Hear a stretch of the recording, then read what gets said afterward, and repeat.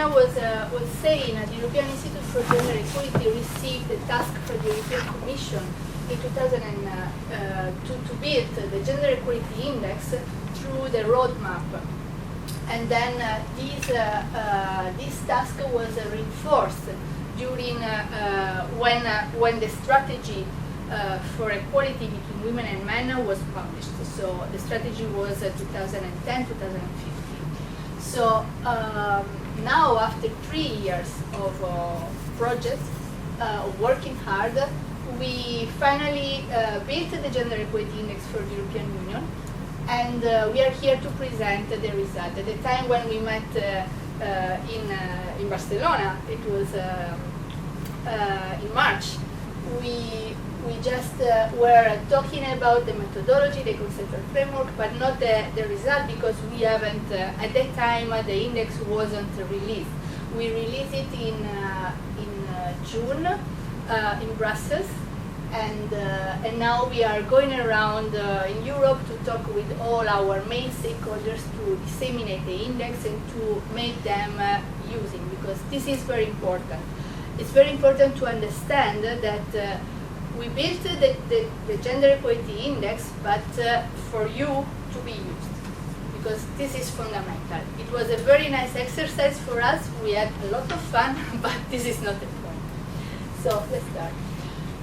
This has been a very long process, and it wasn't based. We make sure to involve and to engage many other institutions in the development of the conceptual framework and of the Gender Equality Index itself. And here you see some of them. But there are many more, because we made sure to engage also the member states, because this was the point, to create a tool which is robust, reliable, that the member states can use. And one of the first challenge was to find a working definition, because when we start analyzing all the policy documents and all the literature review, we found many aspects of gender equality. It was very difficult to find a definition, a comprehensive definition. Also because the final aim of this project is to measure gender equality. So we needed something that to make it easy, from words, needs to be translated into numbers. So we decided to be very general, but also comprehensive. And how we decided to define gender equality is in this way. So equal share of assets and equal dignity and integrity between women and men. And here you can see two different parts in this definition. One is related to the asset, so something that is relatively easy to measure, and something else that is related to dignity and integrity. So that is definitely more difficult to measure, but it needs to be there, because this is related to gender equality as well. But then in reasoning and discussing with our stakeholders about the definition and about how to go further conceptually, but also mathematically, so statistically, in the measurement of gender equality, we realized that it wasn't enough to talk about gender gaps, so to measure how women and men are relating themselves to different aspects. But because it's also important to adjust for level of achievement. Why? Because we want to ensure that the high score that finally we will produce with the index is associated not only to by closing the gender gaps, but also because there are higher level of achievement. So in other words, we don't want that a country will score high only because the gaps is filled, because it might mean that both women and men are struggling. So, and we can't be happy about gender equality, because they are equally, but they are equally struggling, and we can't accept this. So, a topic question, why another index in Europe and in the world? We have many indices. This is special because, not because we built it, but because this is based on European policy priorities. So this is targeted to the European scenario, and takes a gender perspective. So it means they treat in the same way, put at the same level, women and men. So it doesn't have a women empowerment perspective as many other indices. And also this is based, built up on the policy, on the priorities that are set up at the European level through the main important document like the roadmap, the strategy, the chart, and so on.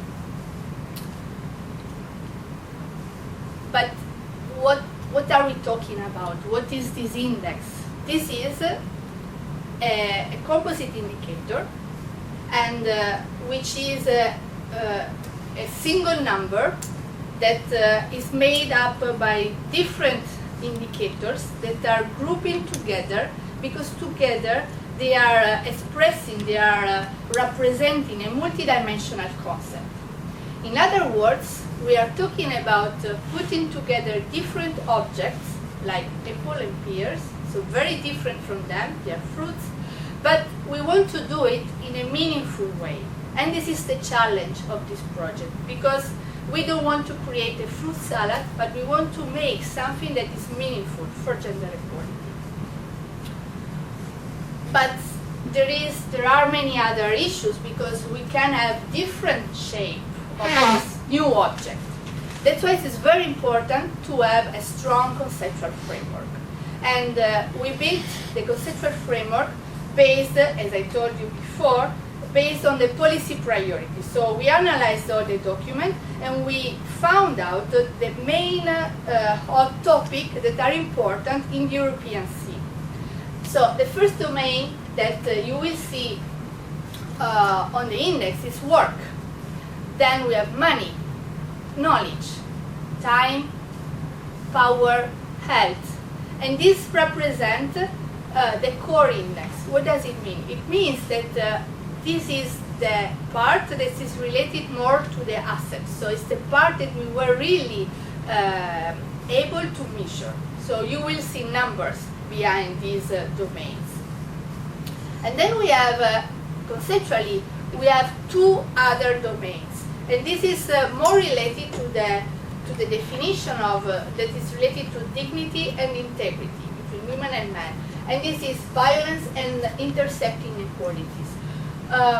Those two are defined with, we call them satellite domains. And they are there, not belonging to the core index for two reasons. Not because they are less important, but because they are particular. First of all, unfortunately, we can't rely on comparable data. So there are no data, so we can't measure it. But our policy, our strategy was to keep it there in order to make people talking about these two important domains. Violence, the approach that we have for violence, we mean violence against women. Despite the fact that we don't have data, we have a different approach than on the core index, because we don't want to minimize the distance between women and men. We don't want that the women and men are suffering the same violence. We want to eradicate violence. So we have a different approach. That's why we can't put it together. And also we have another, the other domain is intersecting inequalities. What is this? This is a domain that is looking at the different grounds of discriminations.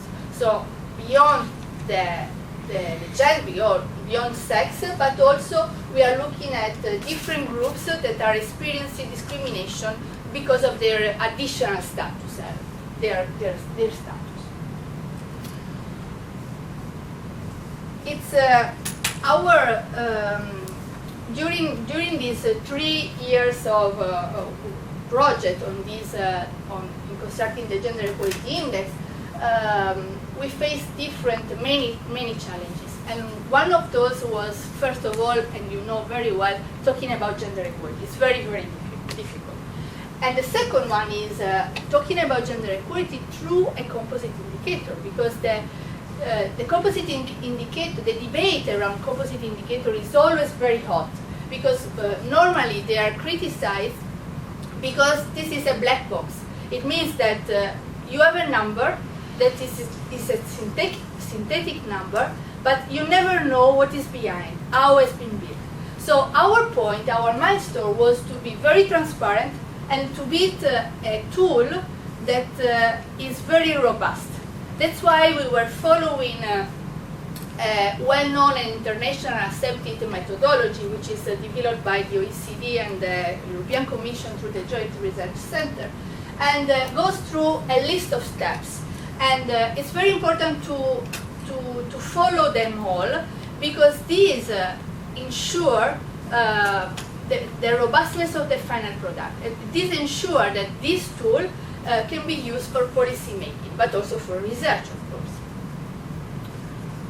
So, what kind of variables we were looking at? Remember, this is a composite indicator, so we were focusing on individual.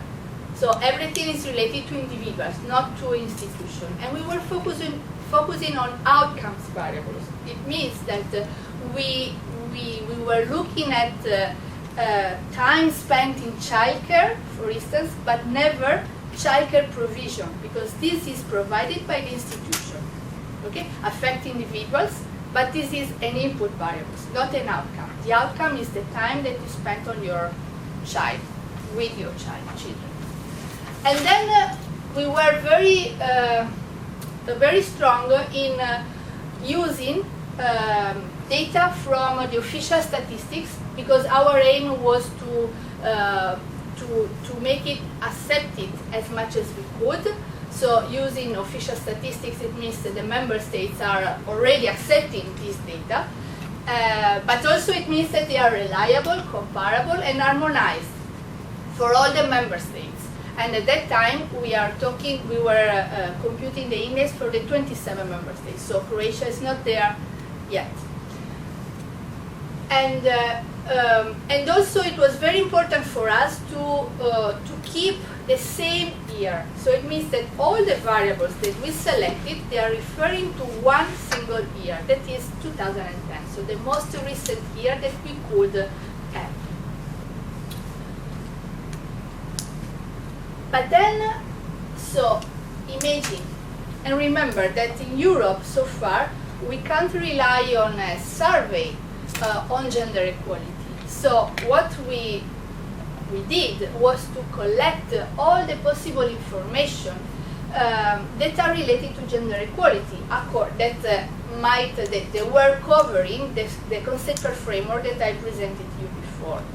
And then we were applying the criteria that I was talking about before, so outcome variables that are looking at individuals and that are reliable, comparable, and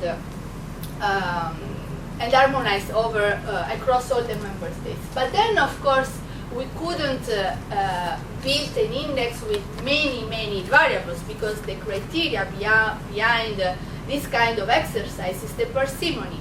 So we need to produce a number, a composite indicator, using the less information, but the information needs to be effective, so it needs to be strong. And what does it mean? We need to create this cycle between the conceptual framework and the measurement framework, because once we define what we want to measure work, money, time, and so on, but we need also to find the numbers that together are able to represent what we have defined. And we did statistically using multivariate analysis. So basically, we perform an analysis that were able to capture statistically the concept that we were defining. And this is how the index looks like. So it's a hierarchical structure that has 27 variables, so the final selection of the variables were 27, that are grouped together and in 12 subdomains. So you have another layer that they are already grouped together in 6 domains for one index. So as you see, you have many information here because you will have 12 different numbers here for the subdomains, 6 numbers for the domain, and of course 1 number for the index. So it gives a lot of flexibility to this tool, because if you are interested in only few or only one domain, you can use it independently for the rest of the other domain and for the rest of the index. So you are not forced to use always the gender equality index score if you are interested. And also it gives you flexibility in understanding why this and that domain are scoring so low. What is behind? So it gives the possibility to unpack the black box. And this is the framework that we already, so this is basically the measurement framework that we were able to measure itself. But of course, since here we are talking about promoting methodological excellence in research, we had another big challenge to solve. So how do we want to ensure robustness? Do we want to rely only on one shape? Or we want to test many others in order to find the best one? And what does it mean, the best one? So here you have 2 alternatives, but many more. And we solve it using statistics. Here you have the scenario of hypothesis that you can do. So for instance, in order to compute the index, you need to weight this variable together because you want one number. But also you need to aggregate them. And there are many methods that you can use. But also you need to impute the missing data. And the most frequent criticism that people is moving towards composite indicator is that the result, the final result, depends on the choices that you are making at the beginning, which is true. So imagine that we are choosing one method for weighting, one method for aggregating, one method for imputation. We run our routine and we will find the results for country 1, country 2, so on. Then we change our hypothesis. We choose a different method for everything and we run again our routine. But we do it interactively. So we are exploring, we decided to explore all the different combinations of all the different hypotheses. And what we find, finally, is something very nice, because this is a distribution of ranking, a distribution of score for each countries. And what we did, we computed 3,636 indices for each country, and we choose the best one. What does it mean? What is the best one? We compute the median index for each country.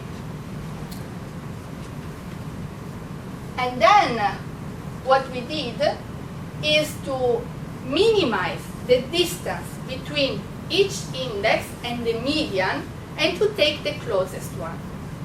Because the closest is the most robust that we can obtain out of 3,600 indices. And the winner is this. This is the gender equality index that is nothing complicated, it's just a sum and a product. But the interpretation is very simple, because what it does is to plot the countries, the member states, along the equality line. So when the score is closer to 1, it means that there is inequality. When the score is closer to 100, as closer is to 100, it means that the equality is there. So full equality 100, complete inequality 1. And this gives you always the possibility to understand where the country is. And this is true for all the different levels that I show you. So for the index, for the subdomain, and for the domain. So always you will know where the country is placed and how far, how close is to the equality. which is 100. So our benchmark is 100. And this is, what does it mean, this formula? So it means that we aggregate using arithmetic mean, and we weight using equal weights. And then for the variable level. And then at the subdomain level, we are using a geometric mean, and we weight with equal weights. And the domain level, we are using geometric mean and expert weight. So if you are interested, we can go deeper behind this, behind all the possible choice that we tested. Okay, sorry, this is again. But then I want to convince you that this method that we use is really robust. So I told you that for us, robustness, it means that basically doesn't matter all the hypotheses that we were using, the score and the ranking, consequently, wouldn't change because of this hypothesis. So the change, it means that if this is true, the change are due because of the variables. And this is the proof, because here we have, this is a distribution of the differences between the index that we selected and we believe is the most robust, and all the other 3,636 indices. So, and here we have the result that 42% of indices never change their ranking.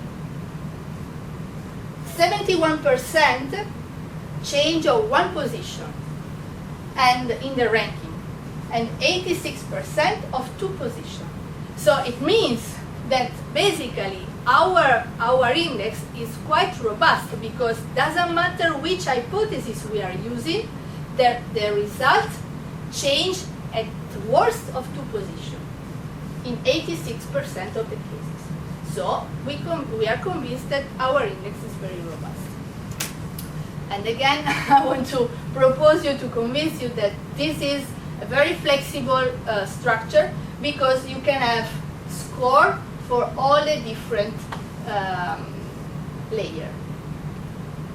And now I will give the floor to Anne for discussing and presenting the result for each domain and subdomain. Thank you very much. Thank you. Okay, so after this methodological introduction, I will do the nice bit of trying to unpack this and talk about the results in each one of the domains. So I will talk a little bit about the concepts behind this, what the main results are, and they're not always terribly interesting in terms of what we're showing. But bear in mind that we are putting a number to those, so it's that we're confirming things and that we're able to track it across member states. So for example, in the domain of work, what we see is, of course, that women remain less likely to participate in the labor market. What we're measuring is also the fact that there is a large degree of segregation, and that the gendered nature of quality of work is something that really needs to be taken into account. So these are the three aspects that are taken into account. If you look at the way it's being measured, within the index, it is measured into two subdomains. The first one is looking at participation with two variables, one of which is full-time equivalent employment rate, to of course take into account the fact that women are more likely to work on a part-time basis, and looking at duration of working life. Then in the other subdomain, we're looking at the issue of sectoral segregation and quality of work. And what we're measuring are four variables. Sectoral segregation, looking at the number of women and men in feminine sectors, looking at flexibility of working time, health and safety, and training at work. So this gives an EU score of 69.9, which you can see here, with many member states that are below that threshold. All member states are above 50 out of 100, and a few of them here getting past 75. If you look at the UK here, it's scoring a little bit higher with 76.6. So the challenge in this is, of course, not to say that 76.6 is really good and the UK is fourth on the list. It's 76.6, I'm sorry, not good enough, and plenty of things that actually remain to be done. But it is probably true that it's better to be a woman or a man within the UK labour market than it is to be one in Bulgaria than here. So you've got both gender gaps and the levels of achievement there together. So we just took some examples, so you can find many more variables in the report, of course, but we just thought we'd give you some. So we can see that full-time equivalent employment in the EU is always higher for men than women. And in the UK, you see that it is slightly higher for men, while the gap is slightly lower for women. So that is just taking into consideration that the labour market in the UK has this feature of having many more women than in other member states, with women working on a part-time basis. So in the domain of money, we've got the fact that women receive lower earnings and income than men in all EU member states. We're also capturing the fact that women are at a disadvantage in terms of their economic situation. But we are facing problems in terms of measuring it because we're relying on household level variables rather than individual measures. And the problem with that is that the data is split up in terms of equivalized scales. And that assumes that the power relations, the income is shared equally within the household, and because of power relations, we probably can think that this is far from reality when it comes to gender relations. So I just want to bring this to your attention because to measure this, it's already useful, but it's likely that the scores would be even lower had we access to individual data. So the way in which it's measured into two domains, one which is financial resources and the other one in economic situation. So the variables for financial resources, we're relying on earnings, so the difference in earnings between women and men, and the differences in income. And then for economic situation, we're looking at not being at risk of poverty, and we're looking at income distribution. So between the quintile, the 20% of the population receiving the least amount of income and the most amount of income, and looking at this from a gender perspective, of course. So overall in the EU member states, we see that you've got 68.9 overall. The spread, the variation across member states is much higher here, with some member states falling well below 50 towards equality. The UK here still slightly ahead of the EU average, but at only 74.3 towards equality. So again, but bear in mind that if you're communicating this, if you're writing about this, make sure that you make it clear that this is really the best case scenario and that the score is probably much lower than that. So the EU average for the gap in earnings, this is not like the gender pay gap, it's a slightly different measure, but it's very similar. 20% in the EU on average, and a little bit bigger than that in the UK with 25%. So it's the third highest in the EU after Austria and Estonia, and this is why we actually pulled it out for you, just for you to reflect on things. So not doing too well with only 75 out of 100, and a very, very big gap in earnings. In terms of knowledge, the UK is doing slightly better, you will see. So what the index is looking at is the fact that women are now outnumbering the number of men as graduates of universities. It's looking at gender segregation in educational fields, and it's looking at participation in lifelong learning. And this is interesting because it's generally low in most member states, but in the member states where it's higher, it's very feminized. So in terms of measurement, This is measured by the first subdomain, educational attainment and segregation, and the other one which is looking at lifelong learning. So we have two variables for the first subdomain, looking at participation in tertiary education and looking at the measure of segregation. And again here, looking at participation of women and men in the most feminized educational fields. And in lifelong learning, we're looking across the life course and looking at participation in formal or non-formal education and training. So for the scores at EU level, now we're decreasing quite a lot. 48.9 across the EU. Number of member states going towards 25, and again, no member state reaching above 75 towards equality. However, here, this is a domain where the UK is actually doing really well. And it is actually, it's the UK, if you look at the figures, it's always slightly above the EU average for all domains, apart from knowledge, apart from the one capturing education issues, where it's doing very, very well.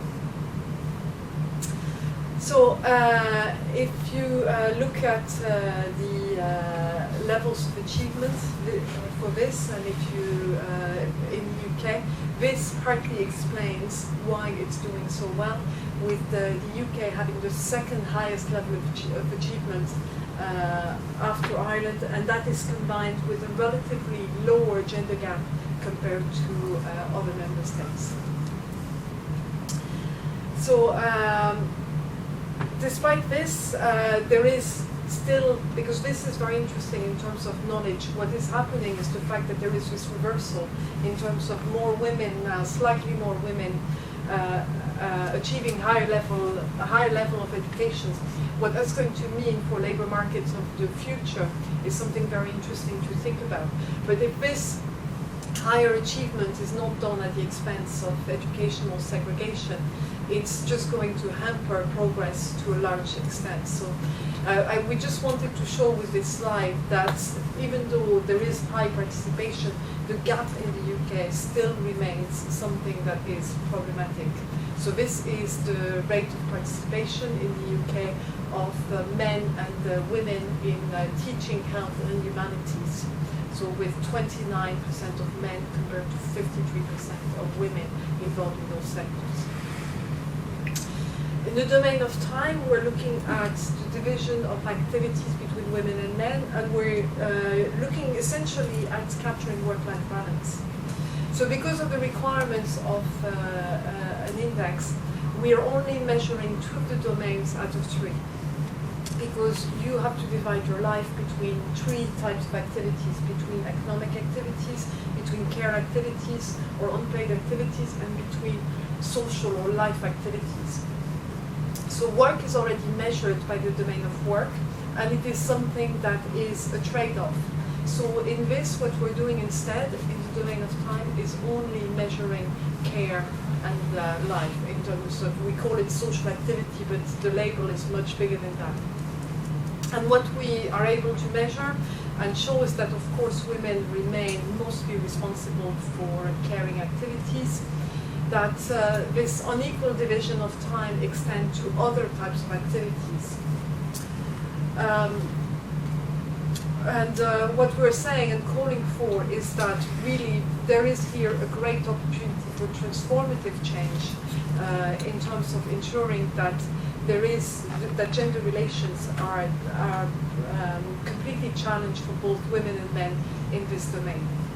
So what we're doing is we are not relying on time use data, unfortunately, because it's not available for all member states and it's only available for certain years.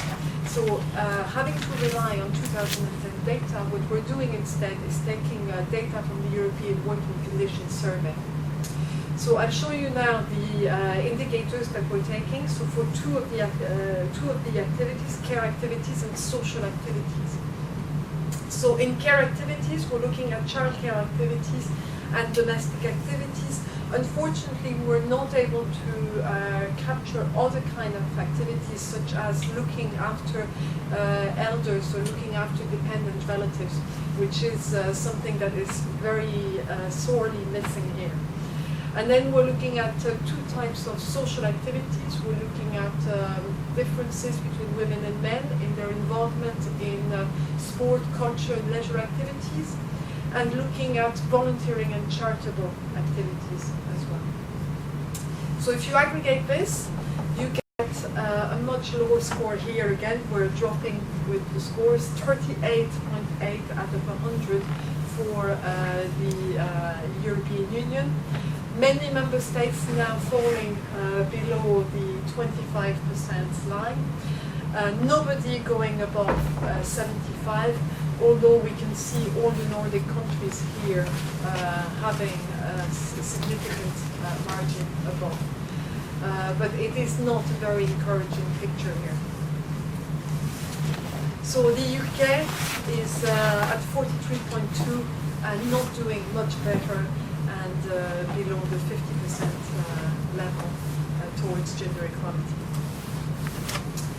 So looking at some data in terms of spending 1 or more hours a day on housework and cooking, which is the European Working Conditions Survey variable we're taking, you can see that the EU average is that 77% of women are involved in those types of activities compared to 24% of men. In the UK, we've got 82% of women involved in housework and cooking for at least 1 hour a day, and a slightly higher percentage of men, but nothing comparable at all. So the next domain is the domain of power, which is there for capturing decision making in the EU. We're looking at political decision making. We're also looking at economic decision making, which is where you can find the lowest score for the Gender Equality Index. And it's a very interesting domain because of all the discussions about women on boards. And it's something that's very important because this is not a domain like the others, whereby change could be very slow. In terms of thinking about whether or not you like them, whether you want to implement quotas or not, there is only it is only a matter of political will of implementing changes quickly, and this could change very, very fast and have an impact on other things. So we're really flagging this up. The way we're measuring this is we are measuring political and economic power and decision making. Conceptually, we wanted to also measure social decision making, but we could not find any variables to do this. So it is something that we will do in the future if we can get the data. So for political decision making, we have 3 variables: capturing representation of women and men at ministerial level, in parliaments and in regional assemblies. And then for economic decision making, we're looking at the members of the boards of publicly quoted companies, and we're looking at the members of central banks. So this is producing the lowest levels of gender equality in Europe, with an average of just 38 and some absolutely dreadful scores for some member states. And again, nobody going past the 75 points towards equality, although we've got a few member states that are making it past 50, but nothing that we can be terribly happy about. So the UK here is doing slightly worse, and maybe that would be a good opportunity for you to call them for action on this point. So in terms of women on boards, the UK is very similar to the rest of Europe, with only 30% of women on the boards of quoted companies. Okay, the last domain in the core is the domain of health. And this is a challenging domain because we took a gender perspective, which means that we had to make a compromise here. And we only consider here health that is comparable between women and men. And that has very serious implications in terms of gender, because it means that, for example, it doesn't take into account reproductive health. And this is very serious. So when you see this, interpret it with caution and communicate it with caution, because there are results here, but there are other issues which probably as a European institute we cannot tackle very much. So we cannot, for example, talk about contraception or abortion, but there is nothing that stops you doing it in your own practice or your own research. So I will show you what we're measuring here, but just wanted to mention that briefly. What we see is that in the gender perspective, so the comparative perspective between women and men, there are low gender gaps in terms of access to health structures in the EU. But that the old adage that women get sicker and men die younger remains largely true.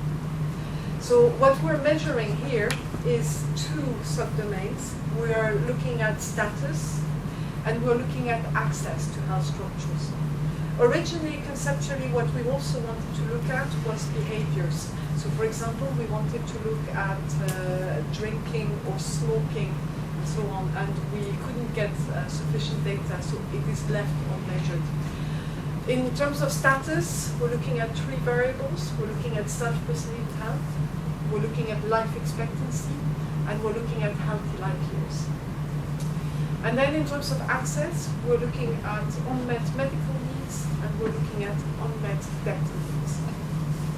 In terms of results, it presents a very, very positive picture with 90.1 at EU level, which is really testament to the good social policy model that we have in terms of health, and with relatively low gender gap.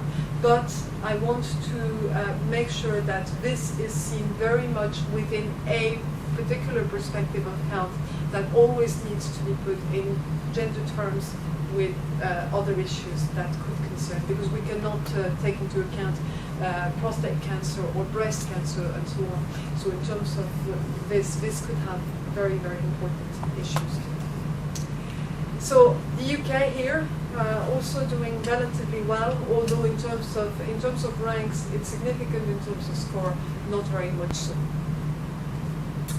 So it's in this what we see is that women outlive men in all member states, and that women are expected to live up to 83 years compared to 77 years for men. And that this gap in the UK is approximately the same situation. So I'm not sure what the figure is, but I think there's a mistake.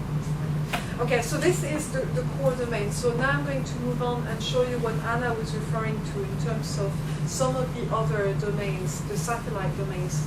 And in a minute, we're going to show you what happens when we aggregate all the core domains. And the domain of intersecting inequalities was there to start with conceptually before we were even trying to attempt to measure it. So, and the idea of having something like intersecting inequalities is that it's very difficult in gender terms to try and put gender equality into one tiny little number. And that the reality is that it is cross-cutting with many different issues. And the idea of this is to leave space for further analysis. So it's not included, but we have done subsequently and recently, and maybe we can talk to you a little bit after the presentation about what we've done, but I'm going to show you an example of the type of analysis that can be done depending on the needs.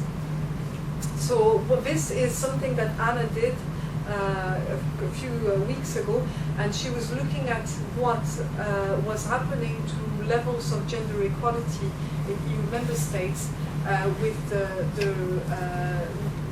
issue of the needs, so the people that were not in education, employment, or training and are under 25.